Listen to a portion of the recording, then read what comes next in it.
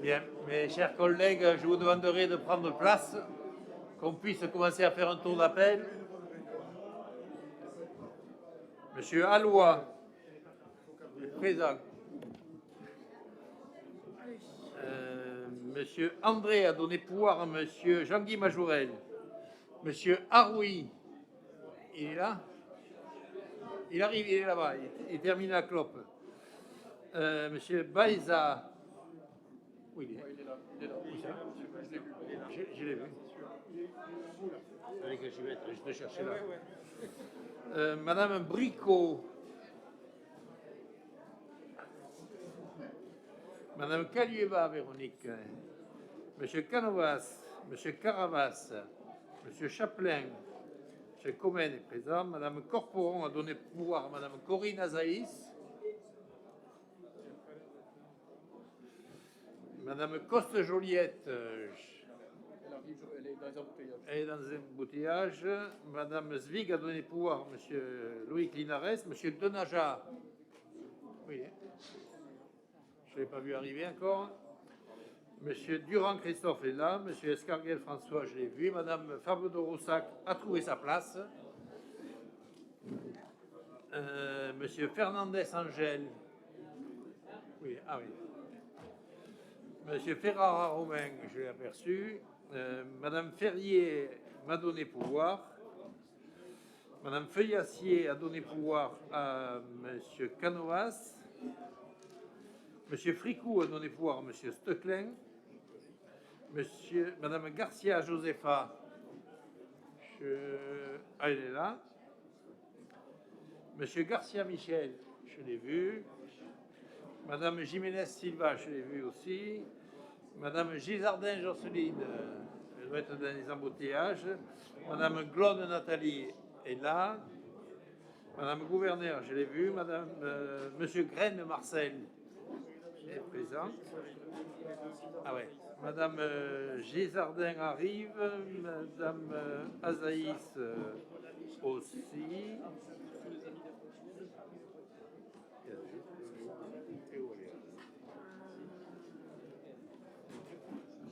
Ah, il paraît. Monsieur Grosso a donné pouvoir à Monsieur Pacoul. Monsieur Linares, je l'ai vu. Il est où? Ah, il est là.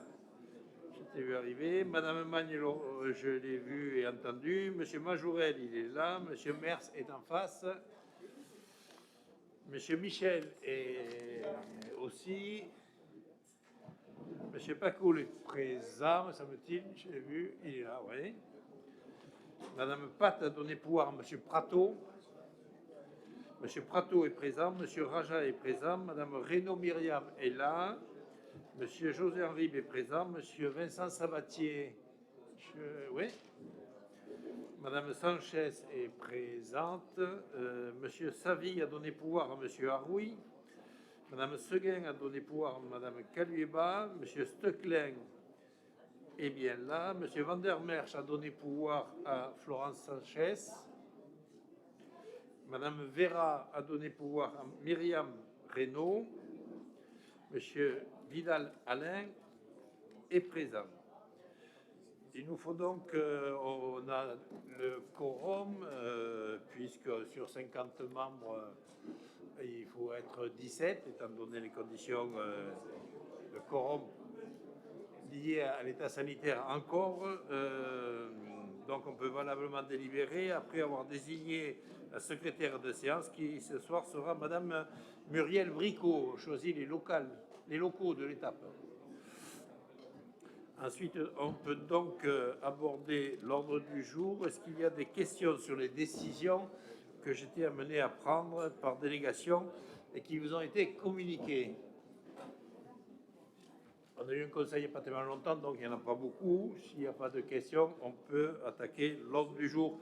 Alors, excusez-moi, mais je voudrais faire passer tout d'abord une question qui venait à la fin en 8e position. C'est la question de Michel Garcia, qui doit s'absenter pas trop tard, puisqu'il doit participer à une autre manifestation pour me représenter.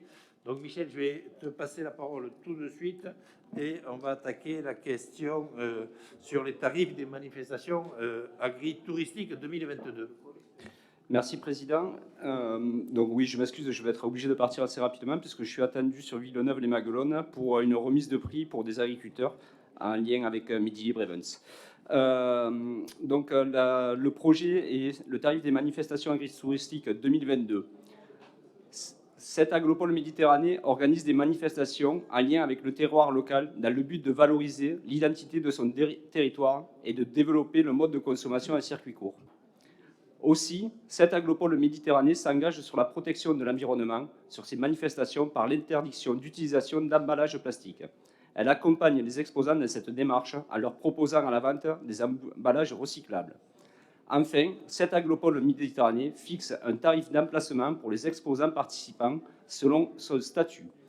Un exposant qui garantit la qualité de ses produits au travers de sa labellisation vignoble et découverte aura un tarif plus avantageux. Par conséquent, il est proposé au Conseil communautaire de fixer comme suit les différentes tarifications pour l'année 2022 et d'autoriser le président ou son représentant à signer tout document s'y rapportant. Vous voulez que je vous lise les tarifs ou ça a peu d'intérêt? Elle les a vus. Est-ce que vous avez des questions? Il n'y a pas de questions? On peut passer au vote. Il y a un bruit là, non? C'est le chauffage? Marcel, il met la pression. Donc, s'il n'y a pas de questions, on peut passer au vote. Qui s'abstient, qui vote contre? Adopté à l'unanimité. On peut donc reprendre l'ordre du jour normal et passer tout de suite à la question numéro 1 pendant que M. Denaja nous rejoint. Josiane Ribes. Oui, merci Président. Comme je l'ai dit l'an dernier, je vous remercie à nouveau pour cette délégation qui me tient particulièrement à cœur, puisqu'il s'agit de l'égalité entre les hommes et les femmes et la lutte contre les discriminations.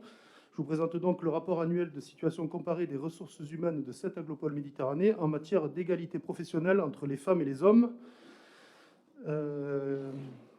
Et je perds le fil parce que j'ai de la buée sur mes lunettes, j'y vois rien du tout. Hop là. Alors, 30 secondes. Voilà. Donc, ce rapport représente également le fonctionnement de la collectivité ainsi que les politiques et actions que cette agropole mène sur le territoire de nature à améliorer l'égalité entre les femmes et les hommes.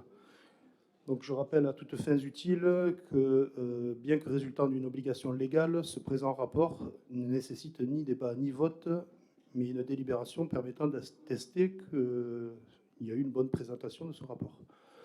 Quelques mots éventuellement sur le rapport de 49 pages que vous avez reçu. On a parlé l'an dernier d'une égalité comptable qu'on souhaite améliorer. Pour moi, le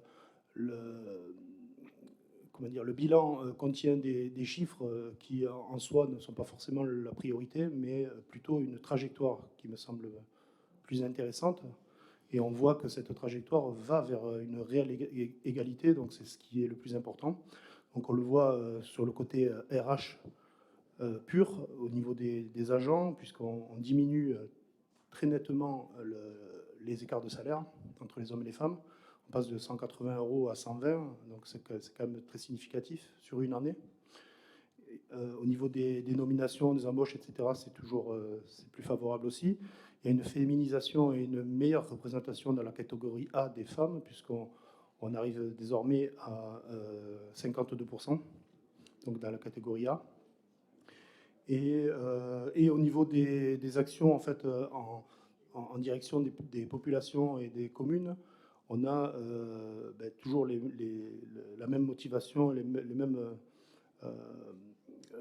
dispositions, avec deux temps forts qui sont 8 mars et 25 novembre. Vous avez dû suivre l'actualité aussi à ce niveau-là. Et quelque chose de plus récent, en fait, qui est la création du comité de l'égalité, où les 14 communes sont représentées maintenant par, je vais appeler ça un émissaire éventuellement, de chaque conseil municipal ou de chaque commune en tout cas.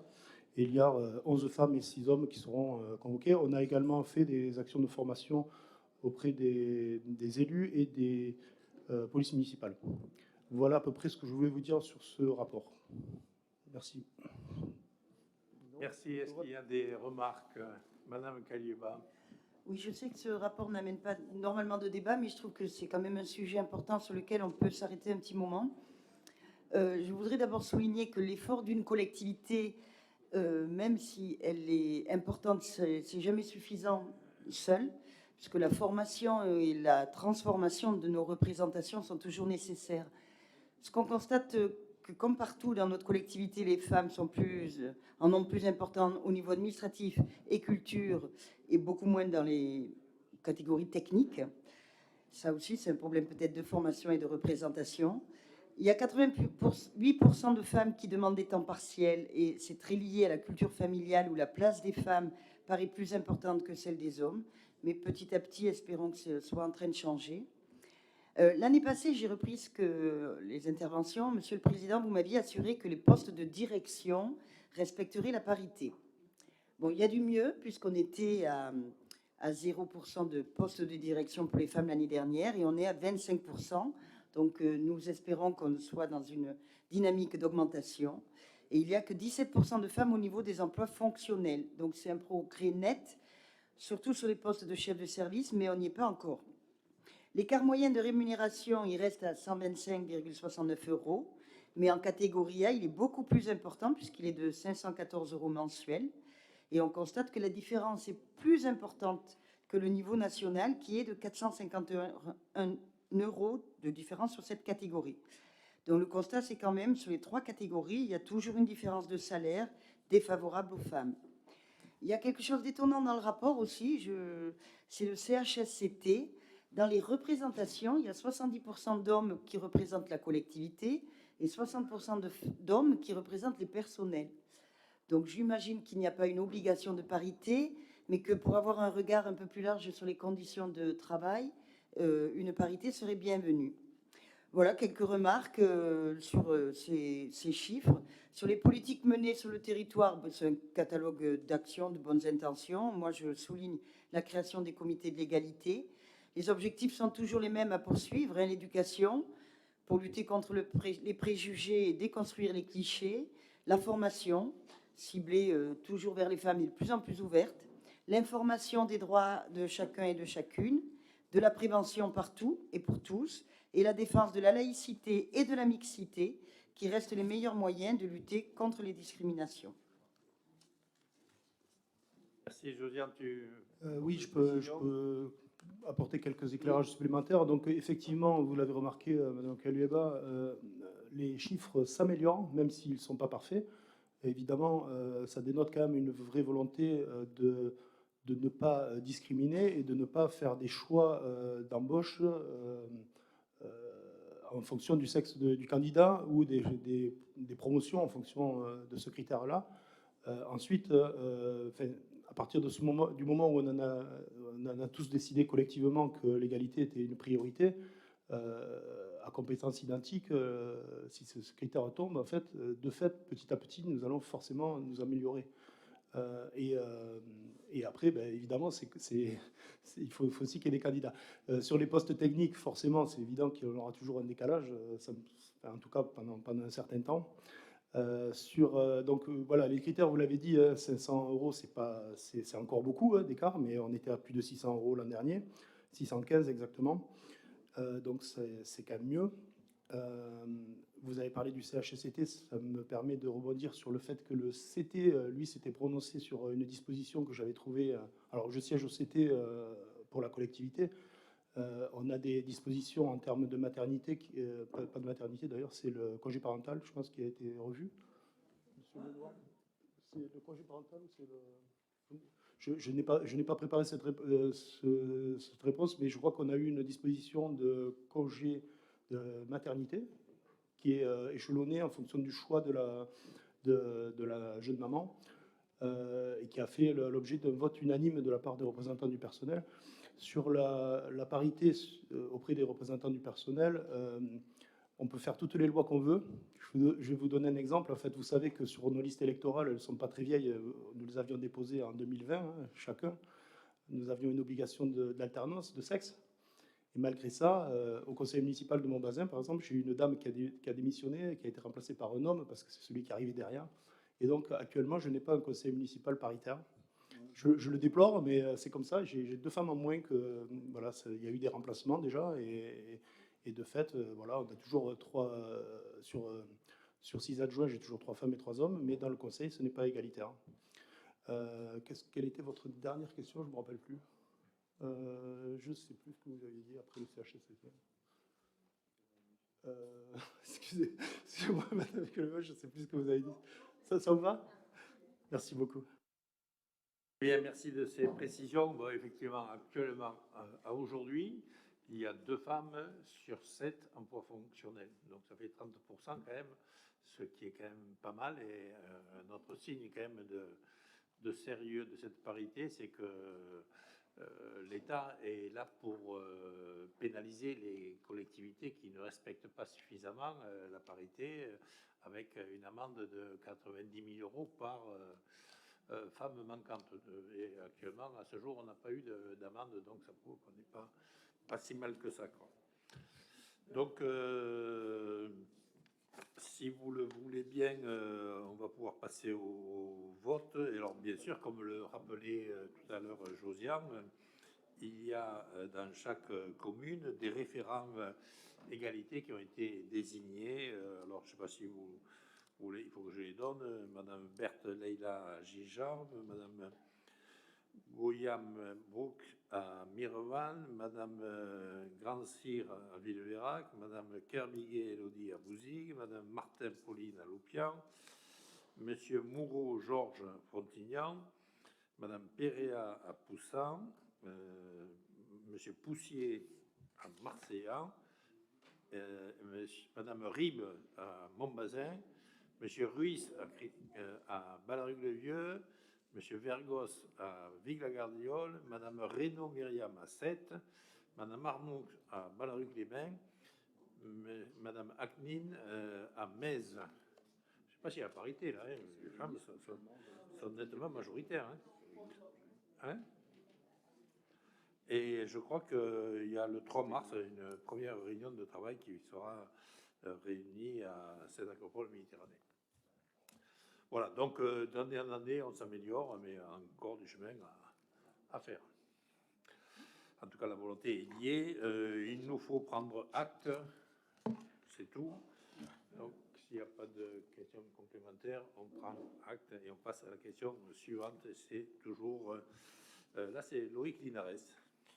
Oui, Président, il s'agit donc pour cette agropole Méditerranée de présenter son rapport sur la situation interne et territoriale en matière de développement durable, préalablement au débat sur le projet budgétaire et conformément à la loi portant engagement national pour l'environnement du 12 juillet 2010. Donc, comme pour les éditions précédentes, le rapport 2021 témoigne de ce qui est fait en interne de la structure et des politiques engagées en faveur du développement durable sur le territoire. Malgré une année encore marquée par la crise sanitaire, l'action 2021 de cette agropole Méditerranée se caractérise par une contribution équilibrée aux 5 grandes finalités du développement durable inscrites au Code de l'environnement. Donc, il s'agit pour nous de relever le défi énergétique et climatique, de préserver la biodiversité des milieux et des ressources, de développer la cohésion sociale et la solidarité entre les territoires et les générations, d'améliorer la qualité de vie, de contribuer au bien-être de tous et de favoriser les modes de production et de consommation responsables. On peut souligner que c'est l'engagement de l'agglomération sur ces sujets en faveur donc, de la transition écologique est même renforcé depuis l'adoption définitive du plan climat et énergie territoriale, le PCAET 2021-2026, et la signature de 2 contrats au service de la transition écologique du territoire avec les partenaires, le contrat de relance et de transition écologique et le contrat d'objectif territorial avec l'ADEME. Voilà. Merci Loïc. Est-ce que vous avez des questions? Monsieur Carabas. Je vous remercie, Monsieur le Président. Alors effectivement, c'est un rapport très instructif, intéressant, rempli d'actions, rempli d'intentions et aussi rempli d'autosatisfaction. Autosatisfaction, il en faut quand effectivement les actions sont faites. J'ai relevé cependant un certain nombre d'écarts entre les écrits et les faits. Bon, et souvent j'ai tendance à dire que ce n'est pas les écrits ni les paroles qui signent, mais les actes. Donc si on prend dans le premier grand chapitre que vous annoncez, qui est relever le défi énergétique et climatique, donc vous annoncez effectivement réduire les émissions de gaz à effet de serre et la consommation énergétique, et pour ça, vous donnez des moyens qui sont d'ailleurs très intéressants et que vous chiffrez, donc favoriser une alternative à la voiture, décliner une politique cyclable à travers le schéma intercommunautaire. Ensuite, vous annoncez comme 2 grandes expériences, et il y a de quoi être autosatisfait. L'expérimentation de la navette entre Metz et Sète, qui en 6 mois a eu 76 732 voyageurs. En page 10 du rapport, vous annoncez que les navettes maritimes entre l'entrée est de Sète et l'hypercentre de Sète en 2021 a permis, entre les habitants et les touristes, plus de 70 697 voyageurs, donc qui ont rallié d'une autre manière l'hypercentre de la ville. Et dans le même temps, avec vos 2 bras armés de la Saïlite et de la SPBLT, vous envisagez la construction d'un parking en plein cœur de ville, bien sûr, qui va aujourd'hui à l'encontre, et qui est quand même assez paradoxal avec les éléments que vous citez vous-même dans le rapport à plusieurs reprises et sur plusieurs pages. Donc un parking en centre-ville qui aujourd'hui absolument pas dans le sens de l'histoire des villes en France et en Europe, puisqu'aujourd'hui on sort les voitures du centre-ville. Mais bon, on ne va pas trop prolonger le débat là-dessus, mais avouer quand même l'incohérence entre le rapport sur le défi énergétique et climatique et le fait de faire un parking en plein cœur de ville. Sur l'aménagement durable, donc effectivement, vous annoncez votre volonté de lutter contre l'imperméabilisation croissant des zones et notamment des centres-villes. Vous rappelez que nous avons été labellisés territoire de la sobriété foncière. J'ose espérer que ces 2 éléments vont rentrer dans la réflexion que vous êtes en train de mener et sur un projet que vous avez déjà largement modifié, et je pense d'une manière très précise à l'extension de la zone commerciale de Ballaruc-les-Bains, de Barrique-le-Vieux. Voilà, donc qui a été ici l'objet. Un des points, je ne les citerai pas tous, mais un des écarts que j'ai pu noter aussi et que vous mettez largement en avant, c'est la brigade bleue. Donc la brigade bleue, vous le mettez en action expérimentale, et c'est bien. C'est une idée effectivement remarquable que nous étions plusieurs à soutenir à différents moments de la vie politique. Donc effectivement, et derrière cette brigade bleue a notamment, au-delà d'une présence sur les canaux et sur la lagune, elle est annoncée comme étant promouvoir les actions associatives et les opérations citoyennes de nettoyage. Bon, ça c'est ce qui a écrit. Après, la réalité, c'est quoi? Il y a eu une réunion de présentation aux associations qui participent effectivement régulièrement, très régulièrement, à la collecte des déchets, que ce soit sur les canaux, sur le littoral ou sur la lagune. Derrière, devaient se tenir 2 réunions. Ces réunions ont été annulées le jour même, sans aucun motif valable, si ce n'est de dire que finalement, à cette réunion, il n'y avait pas assez de participants. Bon, ce que je trouve assez peu respectueux des gens qui se déplacent, et la qualité ne faisant pas le nombre, même si c'était 2 ou 3 personnes, annuler une réunion, c'est assez interrogatif, d'autant plus que d'une manière générale, ces 2 à 3 personnes sont porteurs d'une représentativité associative où derrière eux, ce sont des dizaines de bénévoles qui sont représentés à ces réunions. En tout cas, il y a eu 2 réunions qui ont été totalement annulées et qui ont laissé ces associations, entre guillemets, sur leur faim. Bon. D'autant plus que ces associations avaient fait des propositions à cette première réunion, et à l'heure d'aujourd'hui, aucune réponse ne leur a été donnée. Alors, comme les réponses n'ont pas été données, je vais poser et être porteur de ces questions qu'ont soulevé ces associations écologiques et de soutien à l'environnement. Donc, ils avaient éventuellement émis la possibilité de la mise en place d'un outil d'alerte de pollution. Ces associations avaient aussi posé le principe de la mise en place d'une cartographie des zones polluées à surveiller, et notamment par leur expérience de terrain, ils avaient ciblé un certain nombre de lieux qui sont habituellement utilisés comme décharges sauvages.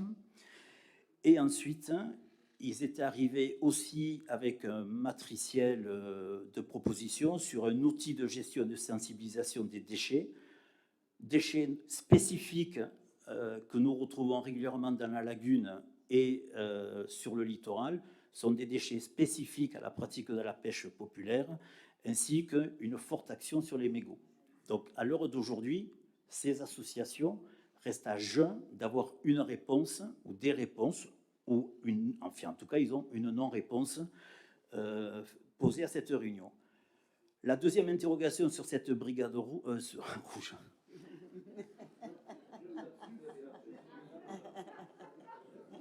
Pourtant, c'est pas... Pardon. Bon, je ne vais pas rappeler les heures sombres de Vichy en 1942 sur la brigade rouge, mais ça devrait là aussi nous amener quelques interrogations sur certains discours qui se tiennent dans le cadre des présidentielles. Mais bon, revenons à la brigade bleue. La brigade bleue, là aussi, pour ceux qui sont lecteurs de Midi Libre, on s'aperçoit que régulièrement, des associations sont présentes sur le terrain de l'écologie de terrain, pas de l'écologie politique, encore une fois. Hein. Ce sont des bénévoles qui sont là, présents, le samedi matin, des fois en semaine, sur la lagune, sur la plage, etc. Bon. Et ils font remonter, là aussi, qu'il n'y a pas de soutien de la brigade bleue, même quand ils la demandent. Et notamment, il y a eu dernièrement 2 ramassages qui ont été effectués sur des points de lagune assez éloignés, où ils ont demandé la présence de la brigade bleue, notamment pour le transport des sacs de déchets que l'association ramassait. Et là, alors, la réponse, elle est ubuesque, parce qu'à la limite, il ne vaut mieux pas de réponse d'ailleurs. C'est que la barge n'est pas adaptée au déplacement et à l'accostage sur la lagune de Thau. Bon, alors, je ne sais pas qui doit faire la brigade. Est-ce que c'est la barge qui fait la brigade bleue ou est-ce que c'est la brigade bleue qui fait la barge? Bon, en tout cas, ça pose un problème. Alors apparemment, c'est une barge de récupération qui n'est pas optimalisée pour ça. Mais bon, finalement, le bilan de cette brigade bleue, au-delà des beaux écrits sur le rapport, c'est des réunions qui sont annulées au dernier moment dans le respect total de l'action associative. Et 2, c'est la non-présence de cette brigade dans l'action citoyenne, alors que l'objet même de cette brigade, c'est de promouvoir les actions associatives et les opérations citoyennes. Après, je suis certain qu'en dehors, cette brigade bleue a vraiment son utilité et on ne peut que se satisfaire qu'elle existe. Alors, c'est simple, hein, dans le début du rapport, vous, dans un propos introductif, avez marqué, et notamment, que ce rapport servait aussi à noter les points qu'il y avait à améliorer. Bon, je suis allé à la fin du rapport, je n'ai pas trouvé de page où il y avait marqué points éventuellement améliorés, mais là, je pense que vous en avez un où ça ne me semble pas trop compliqué à améliorer l'accompagnement de la défense de notre environnement et de notre lagune. Merci. Merci. Madame Laurence Magne, oui, alors, des précisions. La brigade bleue, elle a effectivement travaillé toute l'année. Les 2 réunions, c'est moi qui ai fait le choix de les annuler parce qu'on a 20 associations partenaires avec lesquelles on a des liens réguliers et que j'ai vu d'ailleurs très récemment dans le cadre de travaux qu'on va faire avec eux à Escala 7. Donc le lien, on l'a tout le temps. Maintenant, les horaires qu'on a proposés, ils ne convenaient pas au plus grand nombre. Et l'idée, c'est de les fédérer, c'est-à-dire qu'on puisse les réunir le plus positivement ensemble pour établir un calendrier commun. C'était ça l'objectif des réunions. Donc, les réunir à 5, on les connaît, on les voit régulièrement. C'était pas opérant par rapport à l'objectif qui était le nôtre, de les réunir pour qu'on arrive à fédérer un calendrier et des outils. Ensuite, la brigade bleue, elle a relevé 30 tonnes de déchets dans la saison, 12 en site... en action propre et 18 en action collective avec des associations. Donc, elle a travaillé toute la saison avec des associations. J'étais cet après-midi avec un des agents pour justement qu'on fasse un point. Il est en train de concevoir le compte rendu complet, hein, il est en train de le finir, mais réellement, il y a eu un vrai travail de fond qui a été fait. 30 tonnes, c'est beaucoup. On arrive à faire des choses comme du relevé aussi d'épaves de bateaux, qui intéressent beaucoup les communes, et on aide chaque commune chaque fois qu'on le peut. Alors effectivement, la barge, qui est le matériel de la Brigade Bleue, il ne peut pas accoster partout, parce que la lagune, à beaucoup d'endroits, elle a 20 cm de tirant d'eau, et dans ces cas-là, la barge, elle n'est pas adaptée, et elle fait aussi un travail, terrestre, la Brigade Bleue, hein, dans les endroits où on ne peut pas accoster. Et c'est vrai que le week-end, parfois, on ne la mobilise pas pour accompagner les associations, mais par contre, les camions passent pour récupérer les sacs. C'est-à-dire que parfois, la Brigade Bleue n'est pas allée, mais jamais on n'a refusé d'aller collecter les déchets des associations. On est très vigilant à le faire. Après, c'est un bel outil, c'est vrai, parce qu'en plus, il sert à la sensibilisation des publics. Et on ne le dira jamais assez que la sensibilisation, elle nous fera tous progresser dans la moindre production de déchets, le meilleur tri.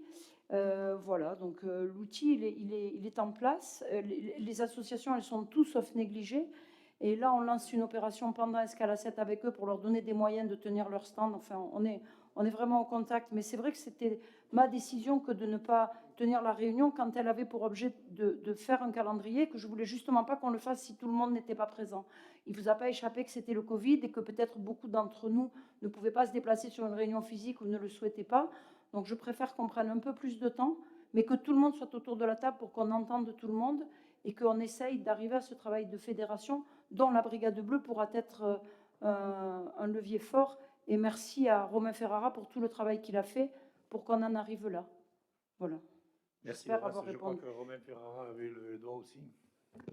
Oui, merci. Non, mais Laurence a dit l'essentiel. C'est vrai qu'on peut critiquer le démarrage de cette Brigade Bleue, c'est un peu dommage parce que toutes les actions vont quand même dans le bon sens. Beaucoup d'associations ont été accompagnées et le travail, ce n'est pas que d'accompagner les associations qui ponctuellement peuvent se mobiliser sur les temps de taux, mais c'est un travail de fond quotidien de ramassage de déchets et ce sur toutes les berges de l'étang. Et comme l'a dit Laurence, il y a des interventions qui se font pas uniquement avec le navire, mais aussi avec un pick-up qui permet d'accéder aux endroits inaccessibles.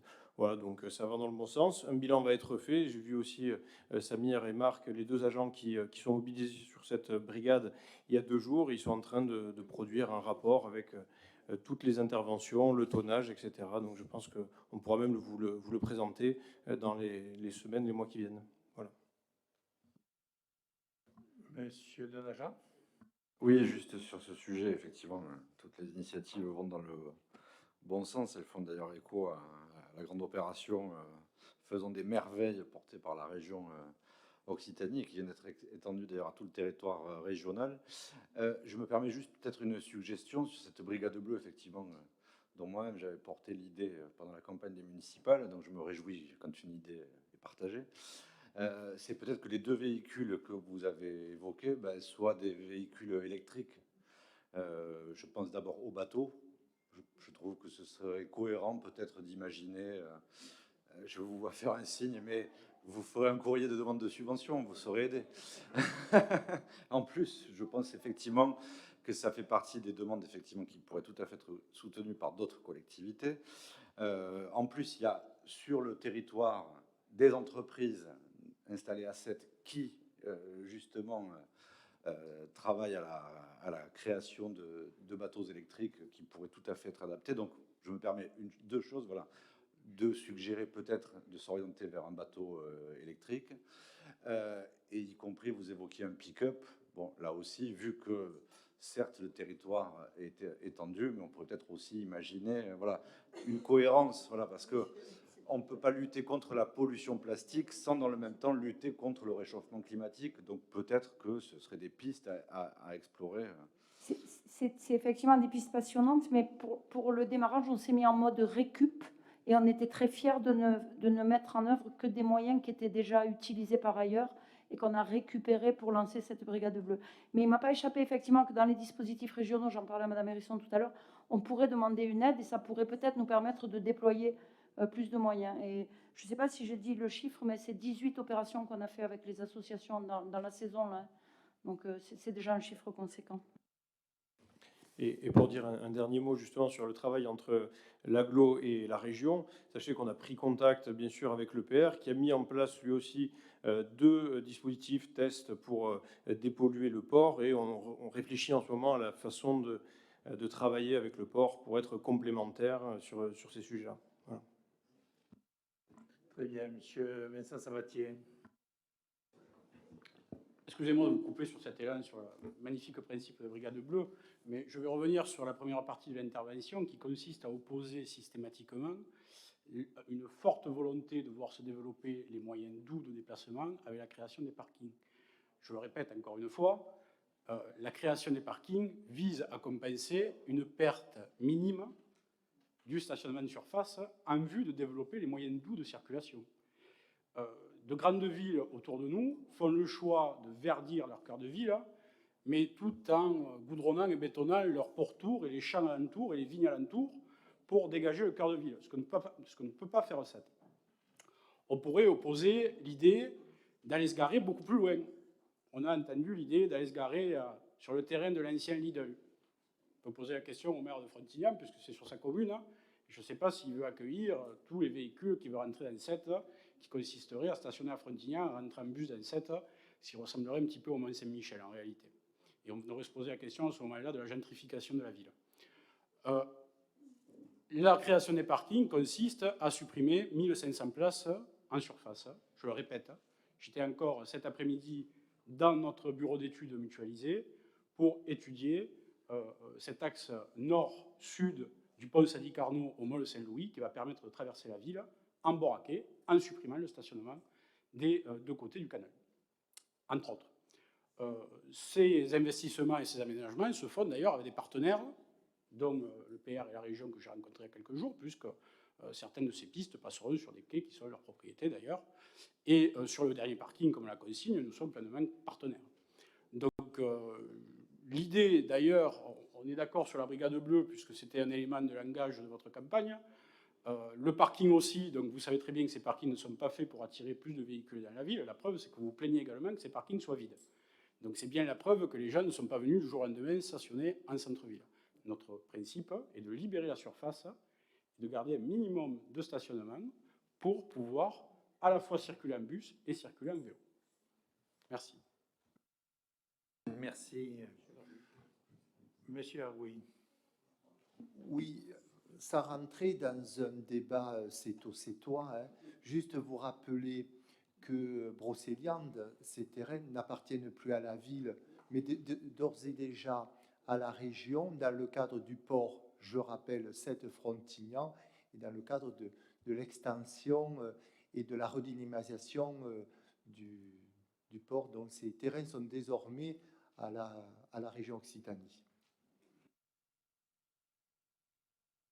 Oui, monsieur Denaja.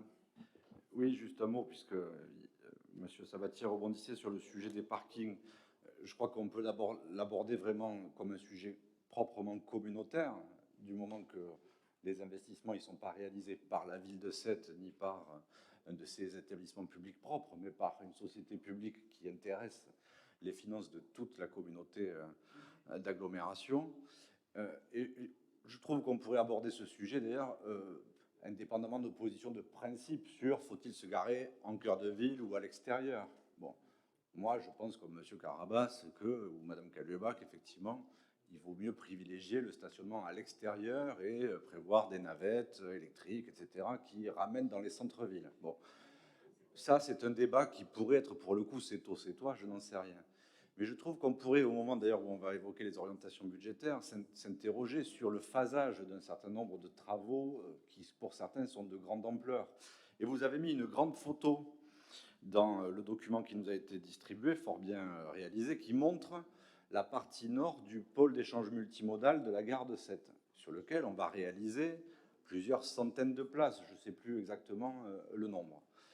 Si on corrèle ça avec les 1900 places dont l'agglomération, je crois, à la gestion sur des terrains qui sont sur du foncier régional, le Mascoulet 1 et Mascoulet 2, c'est-à-dire donc 1900 places, plus ce qui serait fait du côté du pôle d'échange multimodal au nord de la gare de Sète, ne pourrait-on pas se dire qu'on va d'abord, de façon justement très pragmatique, de façon expérimentale, voir ce que cela crée de désengorgement de la ville-centre pour peut-être reporter le calendrier, justement, par exemple, du parking Aristide-Briand, bon, qui n'est peut-être pas prioritaire tant que ces parkings extérieurs n'ont pas été réalisés.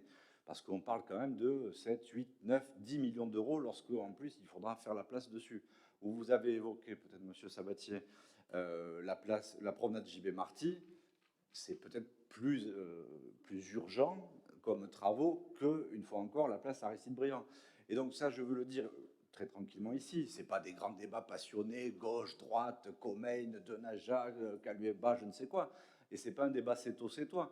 C'est comment les outils dont nous disposons, notamment la société publique locale qui est chargée de ces questions-là, investit et programme ces travaux. Bon voilà, moi je trouve qu'on aurait pu, notamment sur Aristide-Briand, indépendamment des positions qu'on peut avoir sur le fond, se dire de manière pragmatique, est-ce si urgent que ça, alors que nous, agglomération, nous avons prévu des centaines de places qui vont pouvoir peut-être faciliter les choses, et peut-être que dans 2-3 ans, on constatera que Aristide-Briand est absolument nécessaire, ou au contraire, finalement, n'est pas un investissement si prioritaire que cela. Voilà.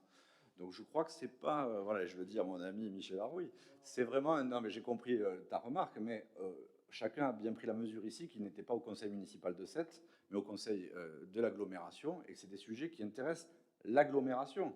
Justement, moi je pense que ça intéresse un Frontignanais, un Mézois, un Ballaruquois, un Gijanais, de se dire que la SLBT, elle ne va pas investir 10 millions d'euros là tout de suite dans un parking qui est peut-être inutile. Et peut-être que les 10 millions d'euros, ils seraient utiles pour créer du stationnement à Metz, à Bouzigues, à Poussan, à Gijan. Bon, donc je veux dire, ce n'est pas un débat c'est-toi, c'est un débat purement d'agglomération. Voilà. Et donc c'est juste pour l'évoquer de manière dépassionnée.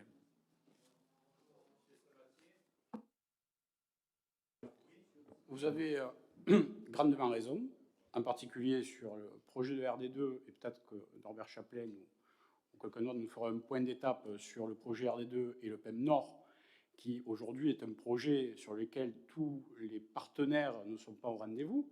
Donc on verra de ce qu'il en sera, puisqu'aujourd'hui c'est un beau projet, mais je ne suis pas sûr que tous ceux qui s'étaient engagés à le financer le feront, en particulier nos cofinanceurs venant du département. Donc ce projet est fortement remis en cause. Et ensuite, en ce qui concerne le délestage, vous savez très bien que les terrains qui sont aujourd'hui, donc effectivement, il est prévu du délestage le long de la RD2, et il faudra le renforcer sur d'autres terrains en plus du parking de la gare, pour effectivement bloquer les voitures le long de la RD2 sur des parkings de délestage et pouvoir rentrer ensuite en site propre dans la ville. Mais vous savez très bien également qu'à terme, les parkings de Cayenne aujourd'hui et du Mascoulet sont des terrains sur lesquels on connaît les prix, qui sont inclus dans la ZAC Ouest, et que l'ARAC, qui est l'aménageur de la région, qui est partenaire de l'aménagement, et sera très certainement les premiers terrains qui seront urbanisés. Donc aujourd'hui, effectivement, il est bon de prévoir l'avenir, et dans tous les cas, le minimum de parking de centre-ville qui est maintenu restera bien l'unique stationnement qui va rester en centre-ville à terme, puisque la majorité du stationnement de surface, dans tous les cas, va être supprimé. Donc effectivement, on a raison d'anticiper le délestage, que ce soit par l'entrée est ou par l'entrée nord, et dans tous les cas, ces mutations de terrain et d'aménagement font qu'effectivement, il va falloir l'anticiper et que tous les partenaires sont bienvenus autour de la table. Sur le fait de stationner en ville dans un minimum de parking, je pense que là-dessus, on peut ne pas être d'accord, mais c'est notre volonté. Et les deux, c'est pas opposé en réalité. Stationner à l'extérieur ou à l'intérieur à minima, ben, ça se complète. C'est pas l'un ou l'autre. On a fait le choix le plus difficile de faire les deux, à mon sens. Monsieur Arouille. Juste, je prends la remarque, Sébastien, il n'y a pas de souci. Simplement, je pense que la question de la circulation ne peut pas se résumer qu'à la problématique de la ville de Sète. Je rappelle que le PEM, c'est pas qu'un PEM. Il y a le PEM de Sète, bien évidemment. Je vous rappelle qu'on est largement engagé, notamment avec la région et la SNCF aussi, sur le PEM de Frontignan. Et je crois qu'on arrivera à résoudre les problèmes de stationnement, certes via Sète, via Montpellier, avec notamment demain la LGV et le cadencement beaucoup plus important, en favorisant plusieurs projets de développement des PEM. Et je rappelle aussi qu'on n'incitera jamais les gens à prendre le train si on continue à faire aussi payer les stationnements, ce que la ville de Frontian est engagée, puisqu'il faut absolument que les gens n'aient pas payé de manière très chère les stationnements, parce que sinon ils n'y viennent pas. Donc il n'y a pas que le problème du stationnement, mais il y a le problème aussi de la gratuité. Et vous parlez à quelqu'un qui n'a pas son permis de conduire et qui prend beaucoup le train. Donc c'est en fin connaisseur que je vous parle aussi. Il faut favoriser plusieurs PEM et pas simplement tout concentrer, parce qu'on accentuera le phénomène. Et je vous rappelle qu'avec le problème aussi montpelliérain, les problèmes de stationnement aussi sur Montpellier, de plus en plus de gens aujourd'hui prennent le train. Il faut favoriser aussi ce mode de déplacement sur notre territoire sur plusieurs points. Merci. Je pense que tout le monde s'est suffisamment exprimé. On ne veut pas faire effectivement le débat c'est toi, parce que le parking d'espace à Aristide-Briand, c'est bien c'est toi. Et il me semble qu'un candidat de M. Carabas, puisque je crois que même le 5 octobre 2019, il y avait un article qui disait que ce candidat voulait faire un parking de 300 places sous la médiathèque. Donc, ce n'est pas une idée particulièrement saugrenue. On peut donc prendre acte de ce rapport et passer à la question suivante, question numéro 3. Je vais passer la parole à Marcel Steclin pour le rapport d'orientation budgétaire. Ben écoutez, déjà, je suis content de vous accueillir à Jean, et juste pour vous dire qu'on va renouer avec la tradition, et après notre conseil, on aura l'occasion de boire un pot tous ensemble. Voilà. Maintenant, si le débat doit être trop long, on pourra le continuer autour d'un verre. Bien, voilà. Juste avant de commencer et de regarder le PowerPoint, je vais quand même retracer un petit peu les actions de cette agropole Méditerranée depuis la fusion et puis lors de la dernière année. Cette agropole Méditerranée est un acteur prépondérant du territoire au travers de l'exercice de ses différentes compétences. Cette présence se traduit au quotidien par de nombreux services délivrés au bénéfice de nos concitoyens, lesquels services, pour rappel, n'ont pas cessé de fonctionner pendant la crise sanitaire. Je prenais comme exemple les transports, la collecte et le traitement des déchets, l'aide à l'habitat public et privé, le soutien aux clubs sportifs de haut niveau, l'environnement, et puis, etc. Elle se décline aussi au travers du développement de nombreux équipements communautaires, conservatoires à rayonnement intercommunal, musées, médiathèques, piscines. Ces derniers choix représentent un coût conséquent en investissement, mais aussi en fonctionnement. J'y reviendrai un petit peu plus tard. Mais pour exemple, je citerai la piscine communautaire construite ici, sur Gijan, pour un coût de construction de 9 millions d'euros, qui accueillera plus de 2200 scolaires des 7 communes voisines. C'est aussi le développement de nombreuses zones d'activité, la création de pépinières d'entreprises et les mesures spécifiques de soutien à l'économie bleue, économie qui permet de pérenniser et de développer l'emploi et qui, rappelons-le, est un marqueur de notre identité. Notre PCI accompagne également ces communes par le biais des fonds de concours qui viennent en soutien de leur politique locale. Pour mémoire, après un effort substantiel lors du dernier mandat, qui était de l'ordre de 10,5 millions, cette agropole Méditerranée remet à la disposition 10 millions encore en 2022, de 2022 en 2026, et que nous consacrerons directement pour l'investissement communal. Ce sont aussi près de 243 millions que la collectivité a investi entre 2017, date de la fusion de la CABT et de la CCNBT, jusqu'à fin 2021, dont 12 millions d'aides directes aux TPE et PME du territoire pendant la crise sanitaire.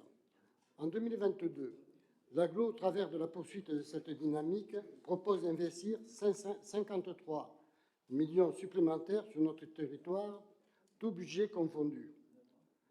Toutefois, au-delà de ces chiffres, ce qui fait la force et la qualité de notre collectivité, et ce, quels que soient les engagements politiques de chacun d'entre nous, c'est la volonté de penser territoire, c'est la volonté de mettre en valeur sa diversité, c'est de soutenir et d'accompagner les communes qui développent des projets innovants, c'est aussi d'affirmer la complémentarité et la solidarité entre toutes ces composantes.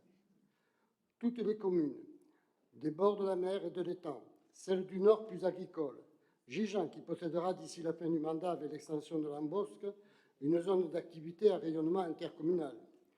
Toutes s'engagent à contribuer au rayonnement de cette agropole Méditerranée et toutes doivent bénéficier de la richesse produite. Avec la fusion des offices du tourisme, en ce début d'année, c'est l'assurance de développer un tourisme vert, un tourisme patrimonial, à côté du tourisme bleu. Un territoire, ce sont aussi les liens. Sam va poursuivre le développement du réseau des pistes cyclables. Il reste Montbazin, Poussin et Gijan encore déconnectés de ce réseau. Demain, c'est la volonté de cette agropole Méditerranée, avec le concours du département, qu'enfin nos populations, tout de même 16 000 habitants, puissent rejoindre en toute sécurité les autres communes de l'agglo à vélo. Alors après ce rappel des actions menées par la collectivité, je vais maintenant revenir au rapport d'orientation budgétaire pour 2022 et le reste du mandat. C'est un débat réglementaire et un moment de respiration démocratique, indispensable dans la vie d'une collectivité. C'est l'occasion d'exposer les choix proposés sur le plan budgétaire. C'est surtout l'occasion d'échanger et de débattre les orientations sur la durée du mandat.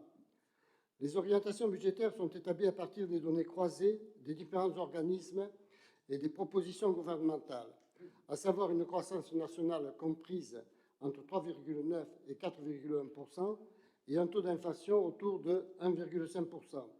Ce sont les données que nous retenons pour l'établissement du budget 2022. D'un point de vue sanitaire, les indicateurs permettent de penser que la mise en œuvre des grands chantiers du mandat pourront se réaliser. On touche du bois.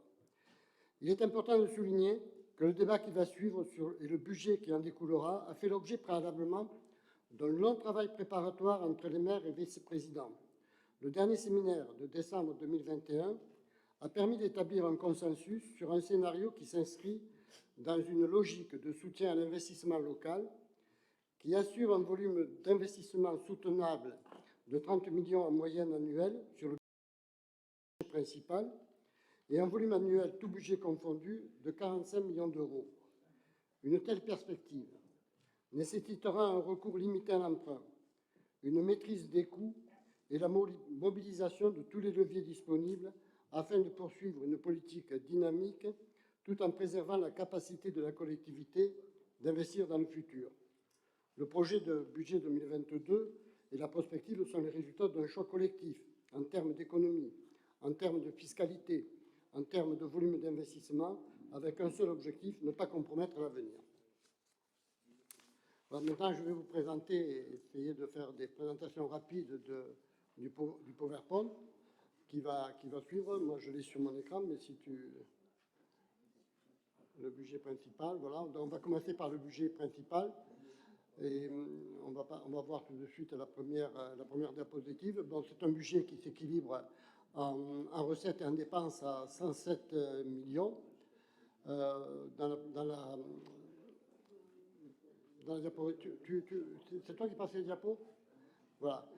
Par contre, je n'arrive pas à lire. Alors, si je ne regarde pas les miens, il y a une lumière au-dessus et je ne la vois pas. Voilà. Les dépenses réelles d'investissement s'élèvent à 44,3 millions. En fait, il s'agit donc des 34 millions d'investissements qui sont prévus en 2022, auxquels il convient de rajouter le remboursement du capital qui s'élève à 4,25 millions et le résultat du déficit d'investissement pour 5,45 millions. La suivante, c'est la section de fonctionnement en dépenses. Je suis désolé, mais je regarde ici parce qu'il y a la lumière qui fait reflet. Donc, si on regarde les charges de fonctionnement, les charges de personnel représentent pour 26 millions 41% du budget. Ensuite, on a les charges à caractère général qui s'élèvent à 10,6 millions, qui représentent 17% du budget. Elles augmentent de 2,5%. Et ensuite, nous avons les subventions et les participations pour 8,6 millions. Ce sont toutes les subventions qui sont versées voilà. Vous les avez sur la page suivante, mais je voudrais revenir après sur les subventions. Vous avez les plus grosses quand même, vous les voyez, la mission locale d'insertion pour 0,5 millions, la scène nationale pour 1,5 million, l'OTI pour 1,6 million, le soutien au club sportif pour 1,8 et la subvention au transport qui, grâce aux efforts de notre ami Norbert, est descendu de 7,3 à 5,5 millions et nous tenons à le souligner. Voilà. Je voudrais revenir sur la page d'avant par rapport justement aux subventions et rappeler que pour la première fois, effectivement, on a aussi le reversement de la taxe de séjour pour l'OTI qui s'élève à 2,2 millions, mais que l'on va retrouver en recette puisque c'est une opération de marge. Et je pourrais rajouter, si je me souviens bien du rapport que vous aviez fait, c'est que s'il devait y avoir davantage de recettes de séjour, à 50%, elle viendrait abonder pour diminuer la subvention de la SAM à l'OTI. Voilà, donc je vous souhaite de faire 1 ou 2 millions de plus. Alors on va voir la domaine suivante. Voilà. Donc au niveau des charges du personnel en 2022, les faits marquants, c'est la poursuite bien sûr du parcours je cherche du PPCR, parcours professionnel, carrière et rémunération. Et voilà, donc ce que je veux vous proposer, effectivement, c'est les choix qui ont été pris collectivement. C'est-à-dire qu'au niveau des charges personnelles, on va commencer dès 2022. C'est le non-remplacement d'un départ à la retraite. Et il y a à peu près 11 départs à la retraite en 2022. Bien sûr, ce sera fait avec intelligence et en fonction, effectivement, des besoins et des services et en collaboration avec les vice-présidents et les directeurs de services. Également, une baisse de 30% des heures supplémentaires. Là aussi, effectivement, c'est au directeur de service d'apprécier à quel moment il faut mobiliser les personnels pour les heures supplémentaires. Une baisse de 10% du recours aux saisonniers et une baisse de 10% du recours aux emplois non permanents. Ce que je vous disais au début, ce sont des efforts qui sont consentis d'une manière, ce que l'on a visé dans le cadre de la commission finances, d'une manière équilibrée entre le budget de fonctionnement, le recours aux leviers fiscaux, et donc en maintenant un volume d'investissement soutenable. Voilà, donc on va regarder maintenant l'évolution des dépenses de fonctionnement et vous remarquez que il y avait une stabilité en 2018-2019. En 2020, il y a une légère montée qui se stabilise en 2021, qui correspond à l'ouverture de certains équipements, des équipements communautaires. Je crois qu'il y avait Fonkern, il y avait peut-être la bibliothèque de Metz, si je ne me trompe pas, et puis d'autres. En 2022, on passe à 62,7, parce qu'il y a effectivement la subvention de l'OTI qui apparaît en dépenses, mais qui apparaîtra également en opération blanche en recette, mais c'est la plus grosse partie. Voilà. Donc au niveau de la section de fonctionnement et des recettes, nous avons une fiscalité qui représente la plus grande partie, c'est-à-dire 56,1%, c'est-à-dire 56,1 millions, soit 76,7%, c'est-à-dire le trois quarts des recettes. Et ensuite, les dotations, et les participations, il s'agit effectivement des subventions à l'habitat, les 3 millions qui vont à la vice-présidence d'à côté, les acomptes pour 2,6 millions pour Balaruc. Au total, les dépenses d'investissement et les subventions de... Ah, pardon, oh, excusez-moi, c'est la DGF. C'est la DGF. Voilà, parce qu'effectivement, on était au niveau des finances. Donc, par contre, au niveau de la fiscalité, ce que je veux dire, c'est qu'on bénéficie en termes de recettes d'un apport supplémentaire avec la décision gouvernementale d'augmenter les bases de 3,4%. Nous avons également une dynamique positive au niveau de la TVA qui va rapporter 1 million d'euros sur 2021-2022. Et puis, on va activer le levier fiscal au niveau du foncier bâti. Et vous le voyez sur le tableau suivant, c'est minime, mais ça fait partie d'un équilibre entre d'un côté les économies et d'un côté le levier fiscal. Donc, on va passer effectivement le taux de la taxe foncière bâtie, et vous remarquerez qu'elle n'avait pas été augmentée depuis 2018, comme toutes les autres taxes. Elle passera à 2,33, soit 0,2 points. Ça représente 350 000 euros de produits supplémentaires.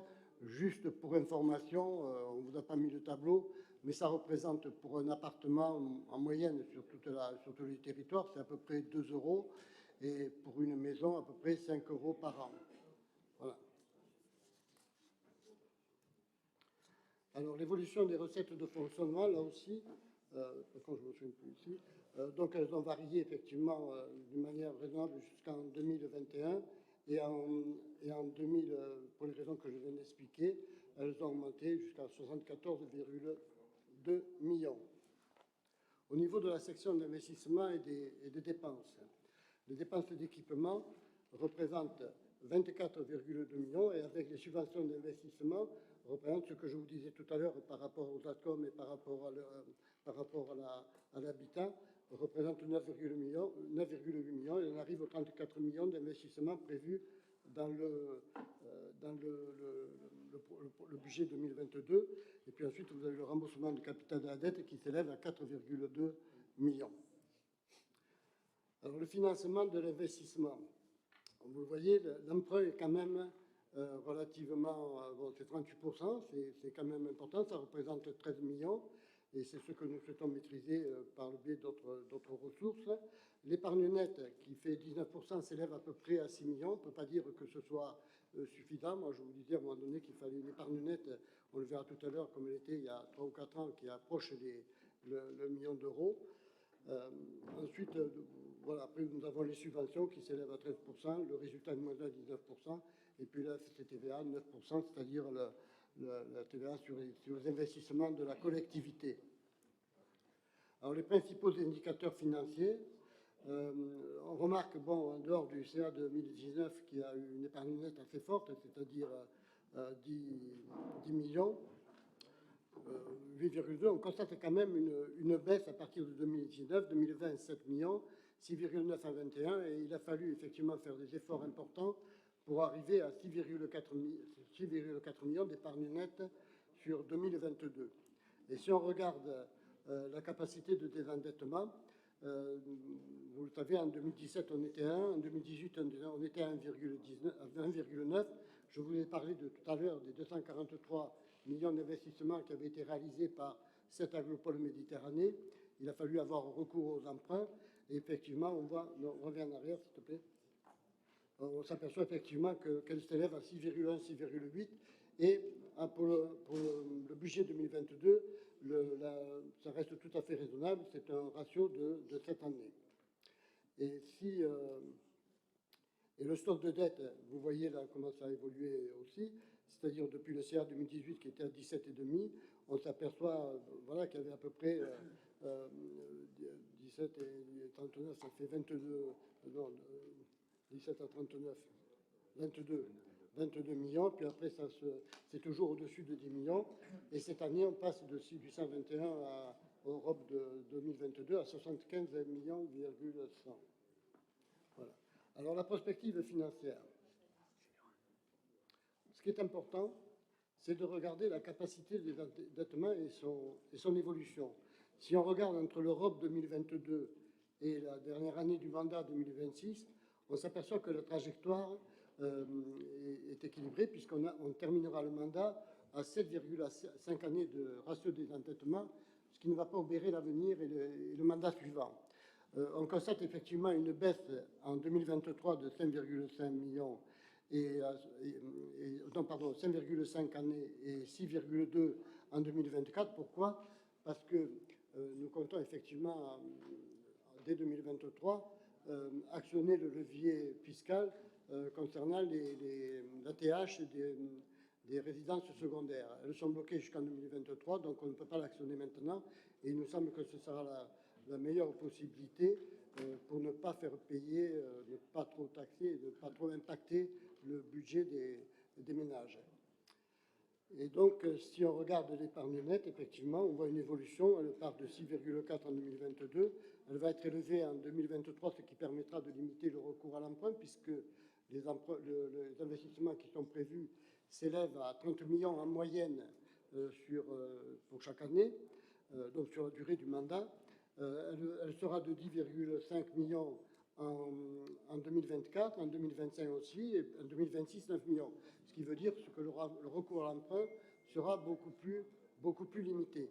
Et je pense que si on le voit dans la diapo suivante, le stock de dette qui a évolué du ROP 22 à 75,1 millions va s'élever progressivement sur les 1, 2, 3, 4, les 4 années suivantes à 109,3, ce qui reste raisonnable, ce qui représente à peu près, si je ne me trompe pas, 7 millions d'emprunts par an en moyenne en fonction du volume d'investissement qui sera retenu. Alors maintenant, je vais vous présenter la situation budgétaire agrégée. Les dépenses et les recettes sont en équilibre à 183,8 millions. Les principaux indicateurs consolidés, effectivement, c'est un autofinancement brut qui est quand même un consolidé de 18 758 000 et un autofinancement qui dépasse les 11 millions. La dette, on a vu tout à l'heure celle de 75 millions du budget principal. En agrégé, elle sera de 104 621 000 en arrondi. Mais ce qui est intéressant, c'est la capacité de désendettement dans le cadre des budgets agrégés qui s'élève à 5, le ratio de 5,6 années, ce qui est tout à fait raisonnable pour une collectivité qui investit. On ne vous a pas passé la diapositive, mais si on compare effectivement la strate dans la strate des agglomérations voisines, je pense à Nîmes, je pense à Béziers, je pense à Montpellier-Hérault et tout, c'est quand même la collectivité qui investit le plus, puisque je crois que c'était de l'ordre de, je ne me souviens plus, mais c'était de l'ordre de 1900 ou 194 euros par habitant. Ouais. Alors là, maintenant, on va parler des investissements, et je pense que c'est monsieur Denaja ou je ne sais pas qui voulait poser des questions tout à l'heure sur les investissements. J'espère que les collègues de vice-présidents qui sont dans leur domaine apporteront des précisions sur les investissements qui les concernent. Donc, sur les travaux sur le bâtiment culturel, c'est un budget de 2 843 000. Je ne vais pas aller dans le détail, vous les avez là, qui suivent en dessous. Ensuite, on a les travaux sur les équipements sportifs, 5 450 648 euros. Là, je vais être un petit peu plus précis parce qu'effectivement, il y a la poursuite des travaux de construction du centre aquatique de Gijan pour 5 millions et ne culpabilise pas. Ensuite, après, vous avez les autres investissements. Alors, les travaux sur les réseaux d'eau pluviale, hors GEMAPI, 2 280 861. Donc, je ne rentre pas dans le détail, vous les avez tous en dessous. Et vous les avez, je pense, dans le livre qui vous a été communiqué. Et vous pourrez poser des questions, si vous le souhaitez, tout à l'heure à mes collègues. Au niveau des projets concernant les... Non, je n'ai pas dit l'avant-dernier. Au niveau des travaux concernant la GEMAPI et sur les espaces naturels, là, on a effectivement 3 254 340 pour la GEMAPI et 475 000 euros pour les espaces naturels. Puis les projets concernant les espaces naturels et agricoles, alors là, vous avez tout le détail, effectivement, qui sont en dessous. Les aménagements et voiries intercommunales pour un montant de 3 421 000.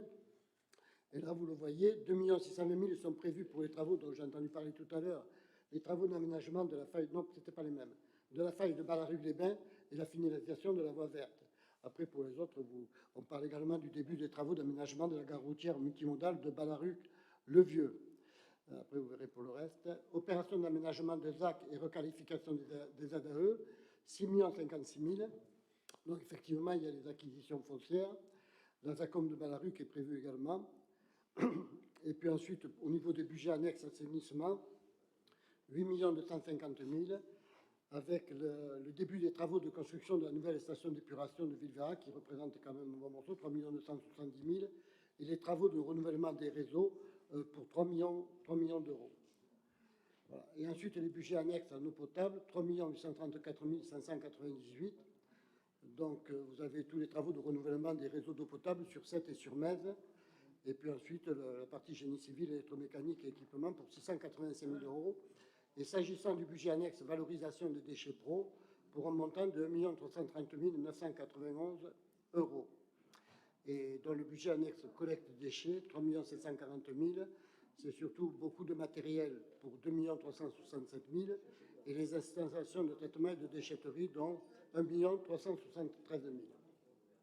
Voilà, je vous remercie pour votre attention et je suppose, le Président, que tu vas laisser ouvrir le débat. Merci Marcel de cette présentation et je tenais aussi à féliciter le service de la présentation de la plaquette qui a été distribuée sur ce rapport d'orientation budgétaire. Maintenant, le débat est ouvert. Vous avez la parole. Madame Kaliba. Oui, merci pour cette présentation. Dans l'annexe que vous nous avez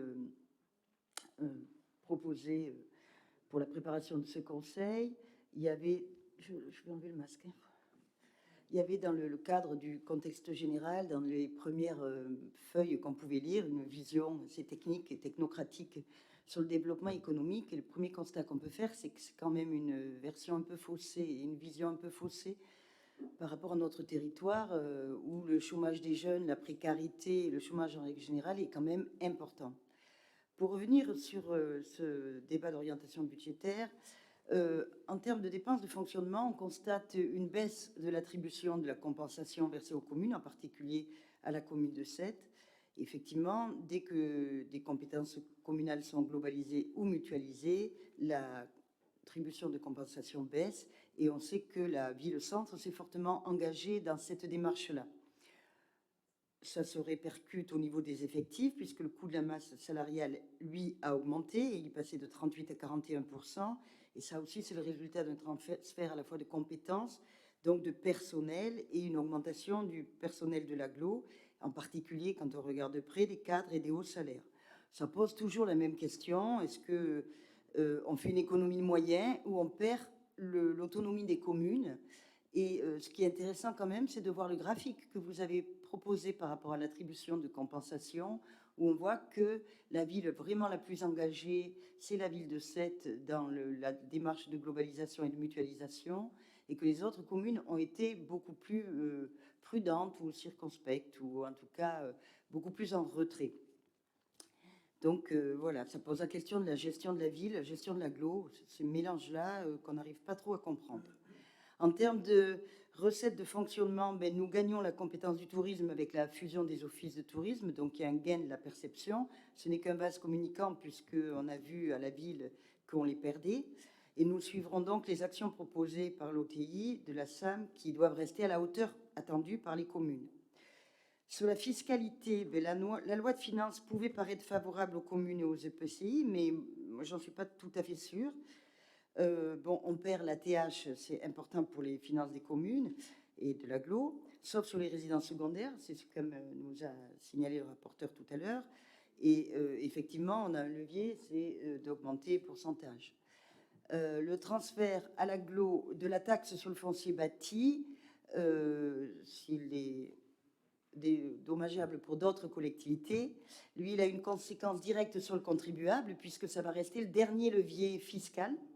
Et évidemment, dès cette année, il augmente. Alors, vous me direz que cette augmentation est très faible, mais quand on le cumule à l'inflation, à l'augmentation du prix du carburant, à l'augmentation des prix de l'énergie, de l'alimentation, la répercussion au bout d'un moment sur le pouvoir d'achat pour des ménages commence à être importante. Et comme c'est le dernier levier fiscal qu'on va pouvoir avoir, il faut attendre, mais je ne sais pas comment on va faire pour les prochaines années. Nous gagnons une fraction de la TVA, mais comme vous le constatez vous-même dans votre présentation, la dynamique de la TVA transférée est totalement déconnectée du territoire. Elle ne dépend plus de l'attractivité du territoire, mais globalement de la consommation des ménages. Et signalons quand même que dans sa grande générosité, le gouvernement a plafonné cette ressource-là si elle s'envolait de trop. Donc les dotations de l'État sont aussi en baisse. Dès votre introduction, vous constatez que globalement, rapporté à l'inflation prévisionnelle, la DGF est en baisse de 361 millions d'euros sur le territoire de la France. Et depuis 2018, sur notre territoire, la DGF est aussi en baisse. Elle est à peine équilibrée par les compensations. Donc, on constate une érosion de l'autonomie fiscale des collectivités et de la baisse de la DGF. Et tout ça, quand même, il faut le dire, c'est des résultats qui sont en grande partie dus aux réformes d'un gouvernement que vous soutenez ou qui vous soutient ou qui vous a soutenu. Cette année, comme vous le dites, page 26, je recopie, l'emprunt sera la première source de financement des investissements. Notre capacité de désendettement est passée de 1,9 années en 2018 à 7 ans en 2022, et le stock de la dette de 17,5 millions d'euros à 75,1 millions d'euros. Alors pour une agglo comme la nôtre, ça reste raisonnable, hein, je reconnais bien, mais il y a quand même une augmentation régulière. Alors certes, il y a eu le Covid, il y a eu le gros investissement de la collectivité, une grosse mobilisation des moyens financiers pendant la crise sanitaire, mais à un moment ou un autre, il faudra peut-être réduire, sauf si on considère que la dette est un des moyens d'investir sur un territoire. C'est peut-être un débat qu'on pourrait avoir un jour ou l'autre. Voilà, globalement, quelques remarques. Après, moi, j'ai vu que sur les opérations, il y avait donc 2,6 millions d'euros pour l'extension de la zone commerciale de Balaruc. On a travaillé un peu le sujet en commission. Nous resterons vigilants sur les travaux réels. Et je voudrais vous demander quelques informations, une forme de rapport d'étape ou une évolution sur des projets qu'on avait engagés. Le premier, c'est sur l'usine de retraitement des eaux. C'est un gros dossier, un gros débat. Dans la présentation, vous nous dites que vous investissez 400 000 euros sur les 64 millions prévus. Donc, où on en est? Et sur le conservatoire de musique aussi, vous nous en avez parlé. Il n'y a pas eu d'inauguration. Il y a eu quand même une augmentation tarifaire qui a été importante. Hein.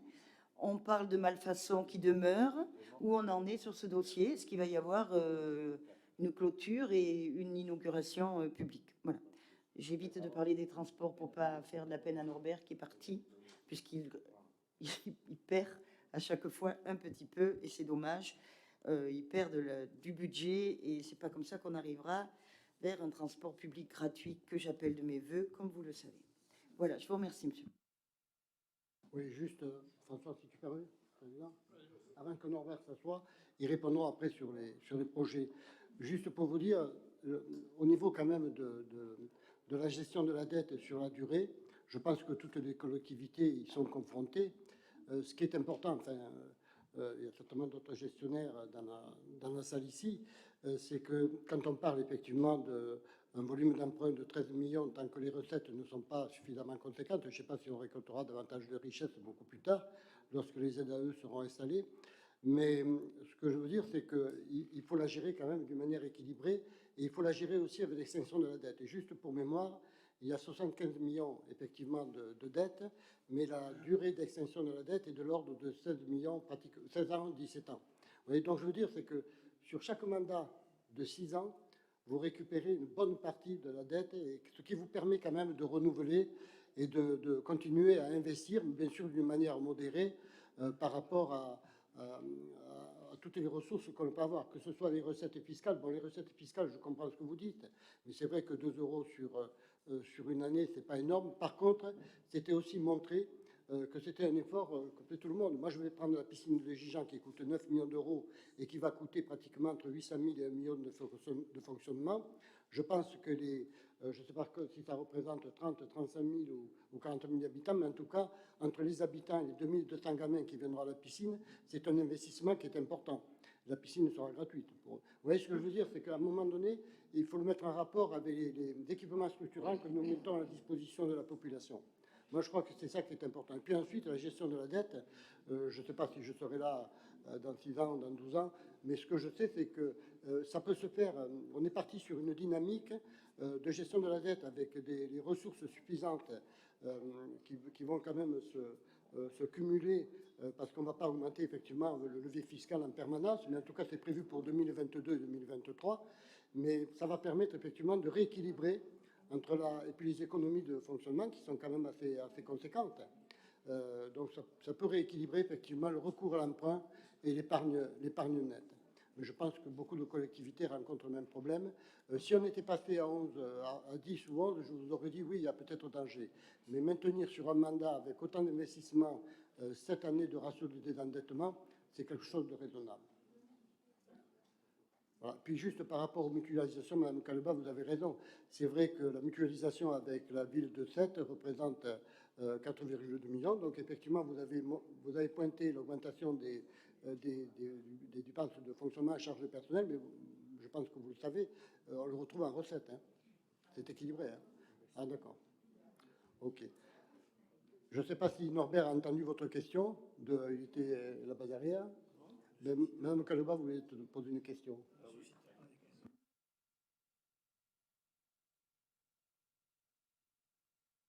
Bonne question. Donc, est-ce que Monsieur Prato? Merci, Monsieur le Président. J'ai écouté avec attention quand même tout le débat qui était assez constructif et je veux dire que les remarques qui ont été faites par l'ensemble des oppositions sont tout à fait pertinentes, mais je voudrais un petit peu justement cautionner ce que Mme Callebat a dit dernièrement sur l'augmentation de la fiscalité. Il arrivera un moment où il va falloir peut-être s'arrêter parce que je veux bien croire qu'on va augmenter encore les taux de fiscalité de la taxe foncière sur 2022-2023 avec comme objectif justement d'encore d'engendrer quelques ressources en fonctionnement, mais au demeurant, c'est toujours quand même les mêmes qui payent. Alors quand vous dites que ça représente 2 à 3 ou 4 euros, c'est faux. Monsieur Stocklin, c'est faux. Vous savez comme moi que les frais de gestion ils augmentent, vous savez comme moi que les bases augmentent, donc on n'est jamais dans la bonne fourchette. Donc on a vu également qu'il y avait une augmentation des charges de personnel. J'ai regardé par rapport au point W, collectivité locale, au point gouv, et j'ai bien vu que les charges de personnel augmentent également. Alors effectivement, je comprends très bien qu'il faille investir, et c'est le nerf de la guerre de manière de toute collectivité locale. Mais à un moment donné, il faut se comporter également un petit peu comme un bon gestionnaire et surtout, je dirais, un bon mère de famille. Il arrive un moment où on sait pertinemment qu'il n'y a pas pléthore de foyers fiscaux, que ce soit d'ailleurs sur les villes phares de Frontignan ou de Sète. Hein. Il y a un taux de pauvreté qui est très important. Il y a peu de revenus. Vous nous parlez encore des ZAE, mais pour le moment, ça fait plusieurs années que je les entends parler et je ne vois pas d'avancée notoire en la matière. Donc, au bout d'un moment, c'est compliqué. C'est compliqué pour beaucoup de personnes qui ont des revenus, je dirais de revenus moyens. Hein. Je ne sais pas ce qu'on peut estimer revenus moyens, mais même avec 4 000 ou 5 000 euros par mois, quand vous avez 2 800, 9 900 de taxes foncières, plus d'impôts sur le revenu, plus l'électricité qui augmente, plus le gaz qui augmente, plus les produits de première nécessité, le gasoil, l'essence, au bout d'un moment, il faut être raisonnable. Alors, je veux bien qu'on parte dans des projets, moi, très importants, hein, des piscines qui vont cautionner des coûts supplémentaires, je suis d'accord avec vous, mais au bout d'un moment, il faut un peu voir les choses comme elles se posent. En Frontignan, d'ailleurs, monsieur le maire a bien pris la décision de ne pas augmenter les taux, c'est une belle chose, et j'aurais espéré que l'agglo fasse de même. Voilà, je vous en remercie. Y a-t-il d'autres questions, d'autres remarques?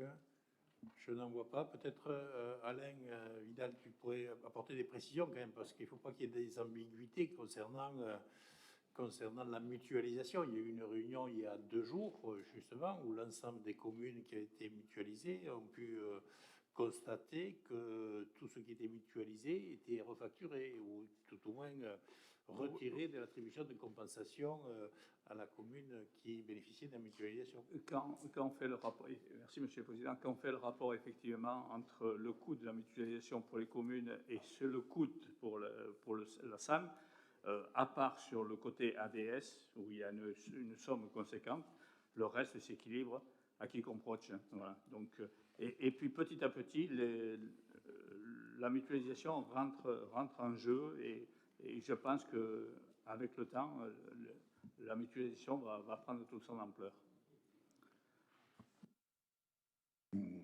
Donc, avant de prendre acte et de constater que le débat a eu lieu, on peut quand même globalement constater que cette agglomération Méditerranée parvient cette année encore à concilier un très haut niveau d'investissement, bien plus élevé que les EPCI de strates comparables et de bons ratios. Cela est rendu possible, outre les raisons conjoncturelles comme le surplus de fraction de TVA dont nous bénéficions dû au rebond de la consommation des ménages par un effet et un effort inédit initié cette année en matière de fonctionnement. Cela vaut aussi bien pour la masse salariale que pour les charges à caractère général ou les subventions qui permettent 1,5 million d'euros d'économie sur une année totale, et les dépenses de fonctionnement avec un recours extrêmement limité à la fiscalité, bien inférieur aux prévisions qui avaient été envisagées initialement. Nous optimisons donc également la recherche de financement pour les projets afin de maximiser autant que possible le volume d'investissement, et l'autonomie fiscale des collectivités diminue au fur et à mesure des réformes, avec donc, pour nous comme pour les autres d'ailleurs, une moindre marge de manœuvre financière et un manque de visibilité sur les dotations qui nous contraint et nous contraindra encore davantage à adapter nos actions aux recettes et non l'inverse. Nous poursuivrons donc cet effort de bonne gestion pour maintenir nos équilibres financiers en restant ambitieux dans nos investissements et le service rendu à nos usagers. Ce que nous sommes parvenus à faire, malgré une crise sanitaire qui a fortement impacté nos finances, avec une action de notre EPCI particulièrement importante pour soutenir notre tissu économique à travers des aides directes rendues possibles par un recours à l'endettement et un investissement soutenu qui a permis aux entreprises de bénéficier de plus de 54 millions d'euros d'investissement, est riche naturellement de nos nouvelles compétences, d'une organisation qui s'est structurée depuis la fusion et de nombreux projets qui s'inscrivent dans le plan pluriannuel. Cette Agropole Méditerranée tourne à plein régime, comme vous pouvez le constater. Nous pouvons donc nous projeter sereinement à moyen et long terme en conservant cette vigilance de tous les instants pour maîtriser nos dépenses qui nous préoccupent au quotidien. Voilà ce que je tenais à vous dire en conclusion. Et maintenant, si vous le voulez bien, je vais vous demander de prendre acte de l'existence du rapport d'orientation budgétaire sur la base duquel se tient ce débat d'orientation et d'approuver le fait que ce débat ait eu lieu. Madame Kaliba. Oui, vous pourriez nous répondre sur les deux opérations sur lesquelles je vous ai Je disais que je concluais, mais enfin, si vous voulez répondre à quoi? Je vous ai demandé si vous pouviez nous faire un point d'étape sur la STEP et sur ah oui, j'ai pas bien compris vos histoires d'inauguration. Le conservatoire n'a jamais été inauguré et apparemment... Oui, je ne sais pas si ça vous a échappé, peut-être vous, au département, vous n'êtes pas concerné par les mêmes difficultés que nous. Il y a eu une épidémie quand même qui a été particulièrement significative.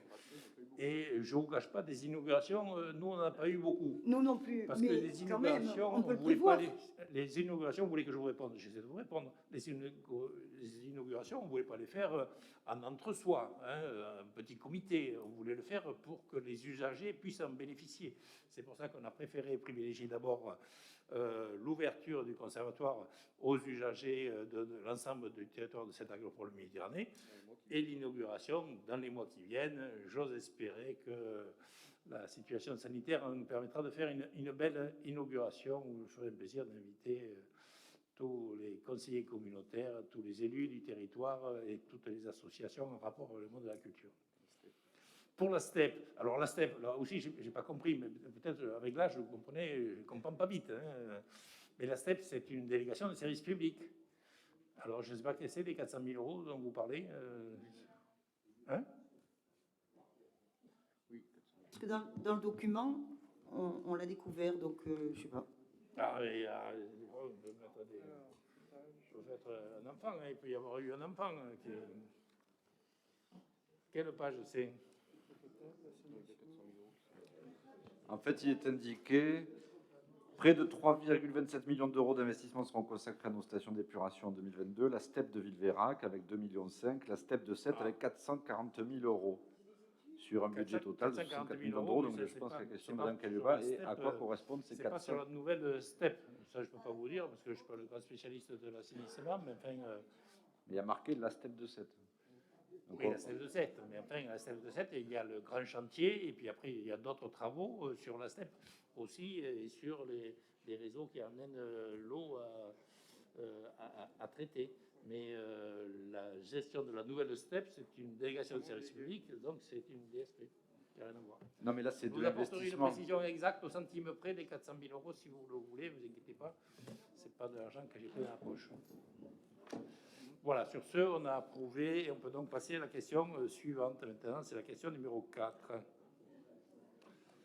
En attendant l'inauguration, les inaugurations, parce qu'il y en a plusieurs, il va y avoir des places inaugurées, il va y avoir des terrains de pétanque. Merci, Monsieur le Président. Oui, Alain Vidal. Dans le cadre du règlement d'attribution des fonds de concours 2021-2026 approuvé en Conseil communautaire du 8 avril 2021, une nouvelle programmation de fonds de concours est proposée. La présente délibération a pour objet d'attribuer des fonds de concours de cette agropole Méditerranée aux communes à hauteur de 24 203 euros, suite à l'instruction des demandes de fonds de concours pour les projets d'investissement suivants. Alors, sur Loupian, amélioration du cadre de vie, réfection du chemin rural numéro 37 du Mas de l'Olivette, montant d'investissement 59 804, fonds de concours 17 343. Je voulais bien rajouter un zéro, mais les services n'ont pas voulu. Et sur Villeveyrac, amélioration des équipements sportifs, création d'un club au stade Jambier 6 rue des Oliviers. Le montant d'investissement est de 41 159 euros et le fonds de concours de 6 860 euros.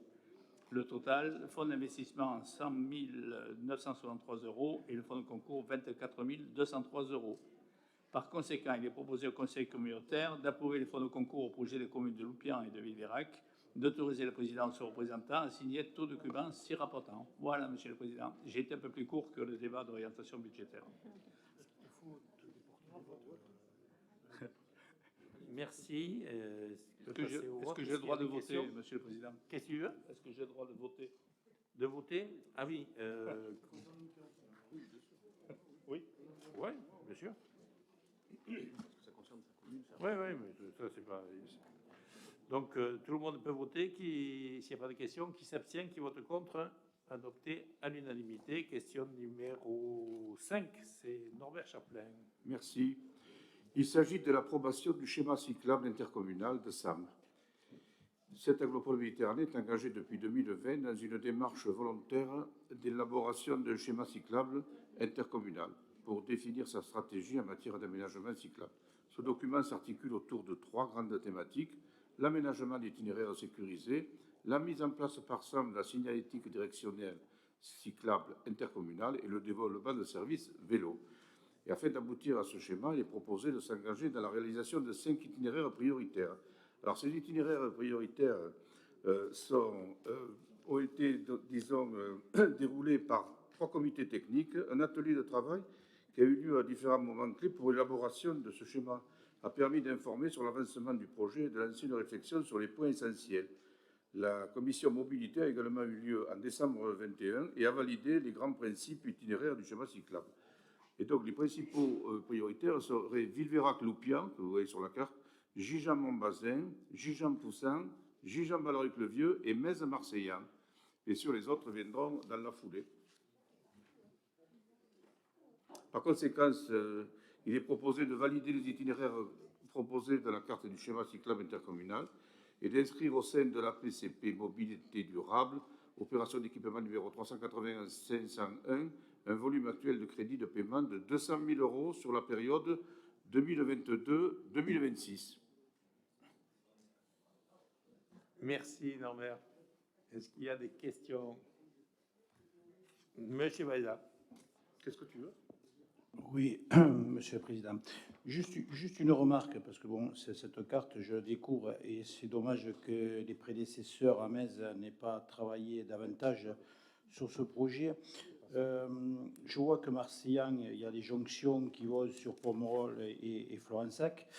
Et sur Metz, nous avons une jonction qui part vers le domaine de Bessilles et qui est aussi à la base, on va dire, c'est le départ avec le Cap d'Agde sur la grande traversée du Massif central qui représente 1400 km.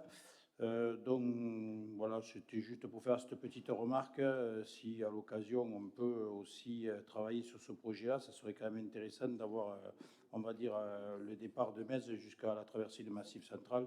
C'est quand même en termes d'image, c'est quelque chose de bien. Voilà, merci. Merci de ces précisions, effectivement. On regardera ça de près, comme on est allé voir la passerelle l'autre jour ensemble. Il y a des choses à faire encore. S'il n'y a pas d'autres questions, Monsieur Denaja. Non, je n'ai pas compris à quoi correspondaient les 200 000 euros, pardon. Par an. Mais c'est 200 000 euros pour faire quoi? Pour faire les prioritaires. En fait... C'est 200 000 euros, on ne fait pas grand-chose en piste cyclable. Non, le montant pour les 14 unités est de 9 millions d'euros. D'accord, et oui, donc... Pour les 14 on estime 14 itinéraires. Ça coûte 9 millions d'euros, mais pour commencer, on a retrouvé 9 itinéraires prioritaires qui ont été choisis en fonction de pas mal de critères, et pour commencer comme ça, quoi. Et du coup, 200 000 euros, on va mettre... Non. C'est Non, quoi parce qu'une partie de ces voies est déjà faite. Et par exemple, je vois la carte là, si on va Poussin, la descente de Poussin, il y a une partie aussi du département qui a fait un bout là. Exactement. Je crois qu'on n'est pas les seuls opérateurs. On n'est pas les seuls opérateurs à réaliser des pistes cyclables. Poussin, le département en fait. Il y a en fait, des on bouche les trous, quoi. On fait en sorte que ça se raccorde. Oui, mais je trouvais que ça faisait, en fait, de mémoire, notamment les pistes cyclables les plus récentes, il me semblait que c'était quand même des investissements un peu plus conséquents. C'est pour ça que je trouvais que 200 000 euros, c'est pas une grande ambition. Oui. Et c'est suffisant déjà pour les 5 itinéraires. Avec 200 000 euros, on va faire... Par an. Oui, mais... Oui, 200 000 euros par an pendant 5 ans, ça fait 1 million quand même. Ben oui. Puis après, il y a les autres qui... Mais 1 million, c'est ce qu'a coûté, par exemple, le tout petit tronçon à la Corniche, entre le pont et... c'est ça? Et oui, notamment la région, effectivement, a beaucoup financé. Vous avez raison de le souligner. Monsieur Vincent Sabatier. Mais je sais pas, je trouve que pour la quote-part de cette agropole, ça fait pas beaucoup. Voilà, parce qu'il est quand même possible que dans les prochaines années, la quote-part des autres institutions se réduise un peu, parce que les contraintes budgétaires, elles pèsent sur tout le monde. Donc, à moins qu'avec le cours de la vie, le prix de la peinture augmente, mais dans certains cas, ça ne consiste à faire que du marquage, puisque les routes existent. On ne préempte pas, on n'achète pas des terrains, on ne vient pas mordre sur les vignes, c'est uniquement du marquage, pour certains cas. Donc pour certains cas, on part pas de zéro. Par exemple, si je peux un exemple, Malaruc-Gijan pourrait passer par la Isanka. Un aménagement, d'ailleurs, le département travaille dessus. Et puis, c'est une prévision. S'il faut, à un moment donné, augmenter parce qu'on voit que c'est court, on augmentera. Aujourd'hui, c'est un budget. Ce qui est important, c'est que on a voulu mailler les villes plutôt du nord qui sont peu pourvues et pour pouvoir les raccorder sur la grande voie qui fait le tour de l'étang et qui va sur 7.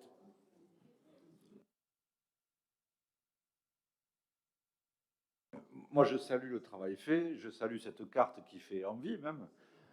Je m'interroge juste en me disant, est-ce que c'est pas un peu sous-dimensionné, 200 000 euros par an, vu l'ambition, parce qu'il y a quand même certains trajets que je connais à peu près qui vont nécessiter plus que du marquage.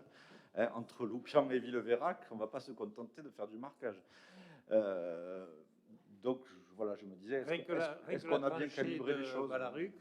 La tranchée de Ballaruc, cette année, on va y être pour 800 000 euros quand même. Oui, c'est pour ça que je ne comprenais pas le décalage. C'est pas sur cette ligne-là. D'accord, ce budget-là. Donc, si vous voulez qu'on vous dise tout ce qu'on met dans les pistes cyclables, ce que met le département, on vous donnera les chiffres globaux. Mais lorsqu'on fait des réaménagements de voiries aussi, c'est dans les pistes cyclables. C'est un peu comme la question d'accessibilité dans les établissements. Tout ce qui est neuf, c'est sûr, c'est prévu d'office, mais il y a une part supplémentaire pour l'accessibilité. Tout ce qui est en réhabilitation, naturellement, c'est un budget qui peut paraître insuffisant, mais qui quand même vient s'en rajouter à tout le reste qui est fait. Monsieur, juste pour information, sur Gijan, par exemple, la piscine Gijan-Balaruc, le département avait déjà ciblé une subvention de 200 000 euros. On doit recevoir le premier vice-président du département, là, je crois que c'est la semaine prochaine, et il m'a demandé de mettre à l'ordre du jour de la réunion justement la piste cyclable. Peut-être que nous aurons de bonnes nouvelles. Voilà. On a voté ça ou non, on n'a pas voté. Alors on va voter qui s'abstient, qui vote contre, adopté à l'unanimité. Et maintenant, on passe à la convention d'objectifs 2022 entre cette agropole Méditerranée et le CPIE. Monsieur Josian Ribes. Merci, Président. Donc, considérant le souhait de cette agropole Méditerranée de poursuivre le déploiement des actions d'éducation à l'environnement sur son territoire et s'appuyant sur la technicité du réseau du CPIE du bassin de Thau pour la mise en œuvre et le suivi de projets qui permettront ainsi de mener à bien sa politique de développement durable à destination de tout public. Considérant le programme d'action de 2022 qui portera entre autres sur les champs suivants, donc la promotion de l'écomobilité, la valorisation du patrimoine naturel et culturel des espaces naturels et agricoles, les circuits courts, la réduction des déchets, l'éducation à l'environnement. Considérant le souhait de l'aglopole de développer plus d'activités sur son territoire et à travers sa participation sur l'intégralité des projets déployés par le CPIE du bassin de Thau, afin de pouvoir afficher l'agglomération comme partenaire et siéger dans les commissions de pilotage des projets du CPIE du bassin de Thau, en cours ou à venir. Donc, par conséquent, il est proposé au Conseil communautaire d'adopter la présente convention d'objectifs 2022 entre cette agropole Méditerranée et le Centre permanent d'initiative pour l'environnement du bassin de Thau, d'attribuer au CPIE du bassin de Thau une subvention de montant de 58 779,54 €. J'ai pas dit euros, donc 58 779,54 € pour la mise en œuvre des projets pour l'agglomération cette année et d'autoriser le président ou son représentant à signer tous les actes nécessaires à la présente délibération. Merci. Est-ce que vous avez des questions? S'il n'y a pas de questions, moi j'en ai une. S'il n'y a pas de membres de la SAM au conseil d'administration du CPIE, mais est-ce qu'il y a des élus qui sont membres de l'association du CPIE à titre personnel? S'il y en a, il ne faut pas qu'ils participent au vote. Madame Caliva? Moi, je représente le département à la CPIE quand il y a un conseil, une assemblée générale, par exemple. Mais je ne suis pas membre du bureau ou du CA. En tout cas, à titre personnel. Non, vous pouvez voter. Oui, je pense que je peux voter. Donc, vous pouvez voter. Donc, on peut passer au vote. Qui s'abstient? Qui vote contre? À l'unanimité. Question numéro 7, c'est Madame Gouverneur qui vous parle d'Office du tourisme intercommunal et la désignation des titulaires, d'un titulaire et d'un suppléant au sein du collège des représentants de cette agropole Méditerranée au comité de direction. Merci, Monsieur le Président. Donc, je rassure d'ores et déjà l'Assemblée, puisqu'on parle de Monsieur Stocklin et Monsieur Van der Merch qui sont démissionnaires. Tout va bien au sein du comité de direction de l'OTI. C'était tout simplement que M. Stocklin et M. Van der Merch s'étaient portés volontaires le temps que nos collègues mésois puissent prendre leurs responsabilités respectives. Et pour rassurer les Poussanais et les Gijanais qui nous regarderaient, la ville de Poussan et de Gijan reste représentée dans le CODIR par Madame Sanchez et Madame Desmarais. Donc tout va pour le mieux. Donc, ce que l'on vous propose aujourd'hui, c'est donc de désigner comme titulaire Madame Caruso comme représentante de la ville de Metz et Madame Jimenez comme suppléante, donc dans le collège des élus, puisque dans le CODIR, nous avons 19 élus dans un premier collège et 19 professionnels. Et pour faire le parallèle avec le premier point à l'ordre du jour, le collège des élus sera donc constitué de 12 femmes et seulement 7 hommes. Mais sachez, enfin, vous êtes bien placés pour le savoir, qu'en ce qui concerne le tourisme, généralement, ce sont plutôt des femmes qui sont engagées. Alors peut-être que si la prochaine fois les délégations s'appellent ingénierie touristique, ça séduira un peu plus ces messieurs. En tout cas, voilà, on n'est pas fermé à vous accueillir, notamment dans les prochains groupes de travail. Donc on peut, si vous êtes d'accord, faire un vote à main levée, à moins que vous souhaitiez, à moins qu'il y ait d'autres candidatures, et auquel cas on le fera à bulletin secret. Mais ça, j'avais demandé s'il n'y avait pas d'autres candidatures. S'il n'y a pas de candidature, et si tout le monde est d'accord à l'unanimité, on pourrait se dispenser des urnes ou de l'isoloir. Est-ce qu'il y a des oppositions au vote à main levée? Je n'en vois pas, donc on peut passer au vote. Qui s'abstient, qui vote contre, adopté à l'unanimité. Donc félicitations, vous êtes les Mézois, Madame Vanessa Caruso et Madame Eve Jiménez Silva ont été bien élus à l'unanimité. La question numéro 8, on l'a déjà fait en ouverture. On arrive donc à la question numéro 9. Et je passe la parole à Yves Michel pour la convention de délégation de maîtrise d'ouvrage en matière de gestion des eaux pluviales avec la commune de Frontignan pour les années 2017 et 2018. Oui, bonsoir tout le monde. Donc, lors du transfert de la compétence gestion des eaux pluviales urbaines au 1er janvier 2017 de la ville de Frontignan vers la communauté d'agglomération, SAM a délégué à la ville de Frontignan par une convention de délégation de maîtrise d'ouvrage approuvée par décision du président 2017-238 la gestion et l'exploitation du réseau d'eau pluviale pour l'année 2017 en attendant de se structurer pour gérer pleinement la compétence transférée. Cette convention aurait dû être renouvelée pour l'année 2018 car cette agropole méditerranée ne disposait pas encore des structures et des moyens nécessaires à la gestion et à l'exploitation des ouvrages composant le réseau d'eau pluviale urbaine, obligeant par conséquent la ville de Frontignan à assurer la gestion et l'exploitation de réseaux d'eau pluviale urbaine sur l'exercice de l'année 2018. Les opérations et tâches concernées étaient les suivantes. Instruction du volet eau pluviale dans le cadre de l'instruction des autorisations d'urbanisme, les DT DICT, le réseau pluvial, curage et réparation éventuelle, les ouvrages d'eau pluviale, nettoyage, entretien, remise en état si nécessaire, les fossés, bassins de rétention d'eau pluviale, l'entretien général, débroussaillage, curage, etc.